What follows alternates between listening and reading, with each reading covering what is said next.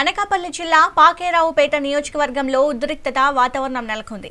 నియోజకవర్గంలో ఒకే రోజు YCP, TDP వరుస కార్యక్రమాలతో పోలీసులు ఉక్కిరిబిక్కిరి అవుతున్నారు. బల్క్ డ్రగ్ పార్కుకు వ్యతిరేకంగా రాజయ్యపేటలో వైసీపీ శ్రేణులు మాజీ మంత్రులు బొత్స సత్యనారాయణ, కొరసాల కన్నబాబు నేతృత్వంలో ధర్నాకు దిగనున్నారు. ఇదే క్రమంలో ఎస్ రాయవరం మండలం అడ్డ రోడ్లో ఎన్టీఆర్ విగ్రహావిష్కరణకు టీడీపీ మంత్రులు హాజరు కానున్నారు. దీంతో పాకేరావుపేట నియోజకవర్గంలో టెన్షన్ వాతావరణం నెలకొంది. ఇక ఆ నియోజకవర్గంలో ఏం జరుగుతుందో అనే ఆందోళన నేపథ్యంలో పోలీసులు భారీగా మోహరించారు. ఇక ఇదే అంశంపై మరింత సమాచారం చీఫ్ బ్యూరో భరత్ అందిస్తారు. భరత్, చెప్పండి. ఇక అనకాపల్లి పాకేరావుపేటలో చూస్తే వైసీపీ అలాగే టీడీపీ ఇద్దరు ఒకేసారి కార్యక్రమాలు నిర్వహించడం వల్ల పోలీసులకు తలనొప్పిగా మారిందని చెప్పాలి. ఎవరిని ఎలా కంట్రోల్ చేయాలో అర్థం కాని పరిస్థితిలో ఉన్నారు. దీనికి సంబంధించి అప్డేట్స్ ఏంటి? ఏదైతే ఉమ్మడి విశాఖ జిల్లాకి సంబంధించినంత వరకు పాకేరావుపేట నియోజకవర్గం నక్కపల్లి మండలానికి సంబంధించినంత వరకు కూడా బల్క్ డ్రగ్ పార్క్ ఏర్పాటుకు వ్యతిరేకంగా గత కొంతకాలం నుంచి కూడా అక్కడ ఉన్నటువంటి మత్స్యకారులు అయితే పెద్ద ఎత్తున ఆందోళన చేస్తున్నటువంటి పరిస్థితి. మరీ ముఖ్యంగా ఈ నెలలోనే హైవేను సుమారు 5 గంటల పాటు దిగ్బంధించినటువంటి పరిస్థితి ఉన్నటువంటి నేపథ్యంలో పాకేరావుపేట నియోజకవర్గంలో కూడా హైటెన్షన్ వాతావరణం కొనసాగుతూ ఉంది. ఒకవైపు మత్స్యకారులు బల్క్ డ్రగ్ పార్క్ వ్యతిరేకంగా ఆందోళన నిర్వహిస్తున్నటువంటి పరిస్థితుల్లో అక్కడ వైసీపీ పరామర్శించి వాళ్ళకి మద్దతు ఇచ్చేందుకు వైసీపీ నాయకులు వెళ్తున్నటువంటి సిచ్యువేషన్. మరొకవైపు అదే పక్క మండలంలో ఉన్నటువంటి ఎస్రాయవరం మండలంలో అడ్రోడ్డు దగ్గర అయితే మాత్రం ఎన్టీఆర్ విగ్రహాన్ని ఆవిష్కరించేందుకు హోంమంత్రి అనితతో పాటుగా రాష్ట్ర అధ్యక్షుడైనటువంటి పల్లా శ్రీనివాస్ తో పాటుగా ముఖ్య నేతలు కూడా హాజరైనటువంటి పరిస్థితి కనిపిస్తుంది.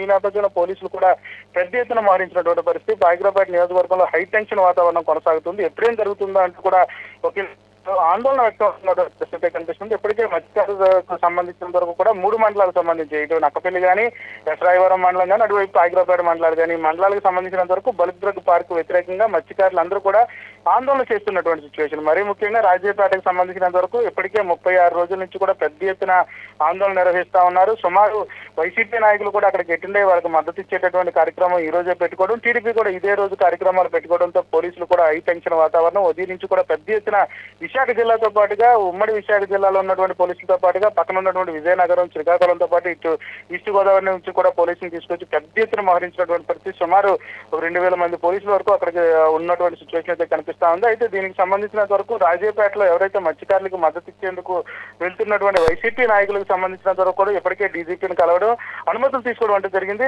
దీనికి సంబంధించినంత వరకు కూడా అనుమతులు ఇచ్చేటటువంటి పరిస్థితుల్లో సుమారు 42 మంది కీలకమైనటువంటి నాయకులకే అనుమతులు ఇచ్చినటువంటి సిచ్యువేషన్ అయితే కనిపిస్తుంది. రాజయ్యపేటలో ఉన్నటువంటి మత్స్యకారులకు మద్దతు ఇచ్చేటటువంటి పరిస్థితుల్లో 42 మంది నాయకులు మాత్రమే వెళ్ళాలి. కార్యకర్తలు కానీ అక్కడికి వెళ్ళి ఎటువంటి ఉద్రిక్త వాతావరణం క్రియేట్ చేయకుండా చూడాలంటూ కూడా ఇప్పటికే ఎవరైతే పర్మిషన్ తీసుకున్నారో పర్మిషన్ తీసుకున్నటువంటి వైసీపీ నాయకులకి చెప్పినటువంటి సిచ్యువేషన్ అయితే కనిపిస్తా ఉంది.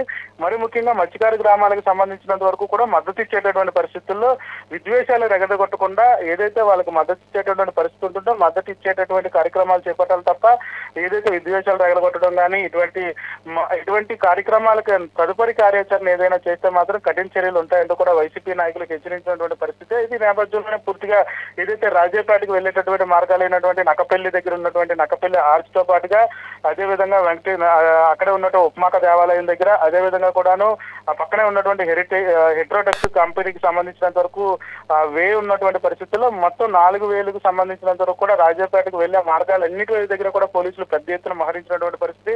వైసీపీ నాయకులు తరలి వస్తున్నటువంటి పరిస్థితుల్లో 42 మందిని మాత్రం అనుమతిస్తాం, మిగిలిన వాళ్ళందరినీ కూడా అనుమతించు.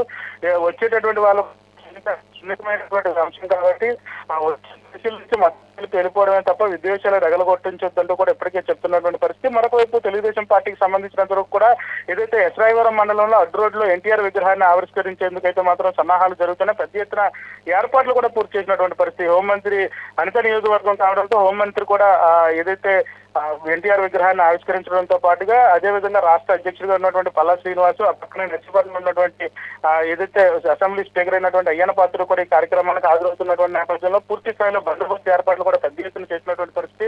మరి ముఖ్యంగా బల్క్ డ్రగ్ పార్కు సంబంధించిన కూడా మత్స్యకారులు పూర్తిగా వ్యతిరేకిస్తూ ఆందోళన చేస్తున్నటువంటి పరిస్థితుల్లో పటిష్టమైనటువంటి బందోబస్తు ఏర్పాట్లు చేసినటువంటి సిచ్యువేషన్ అయితే కనిపిస్తా ఉంది. ఏ టైంలో ఏం జరుగుతుందంటే కూడా టెన్షన్ వాతావరణం కొనసాగుతా ఉన్నది. ఒకవైపు మత్స్యకారుల ఆందోళన, వాళ్ళకి వైసీపీ మద్దతు ఇచ్చేటటువంటి పరిస్థితి. మరొకవైపు టీడీపీ కూడా ఇటువంటి కార్యక్రమాలు చేయడంతో రెండు పార్టీలకు కూడా ఇరు పార్టీలు కూడా ఈ పార్టీ ఏదైతే వరుస కార్యక్రమాలు పెట్టినటువంటి పరిస్థితి. వరుస కార్యక్రమాల నేపథ్యంలో పాకేరావుపేటలో హై టెన్షన్ వాతావరణం అయితే కొనసాగుతుంది. పూర్తిగా పోలీస్ పహారాలో ఉన్నటువంటి పరిస్థితి. ఏదైతే మత్స్యకారులకు సంబంధించినంత వరకు కూడాను, ఏదైతే ఎసరాయివారంలో ఉన్నటువంటి ప్రోగ్రామ్ సంబంధించినంత వరకు కూడా మత్స్యకారులు ఎవరు కూడా వెళ్లకుండా ఉండేందుకు, నిలవరించేందుకు ఇప్పటికే నోటీసులు ఇచ్చినటువంటి సిచ్యువేషన్ అయితే కనిపిస్తా ఉంది.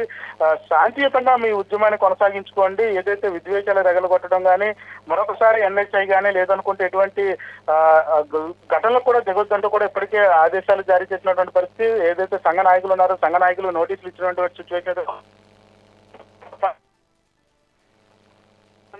10:30 నుంచి 11:30 సమయంలో ఏదైతే తెలుగుదేశం పార్టీకి సంబంధించినంత వరకు ఎన్టీఆర్ విగ్రహ ఆవిష్కరణ, అదే సమయంలో వైసీపీ నాయకులు రాజాపేటలకు సంబంధించినంత వరకు కూడా మత్స్యకారులకు మద్దతు ఇచ్చేటువంటి కార్యక్రమం.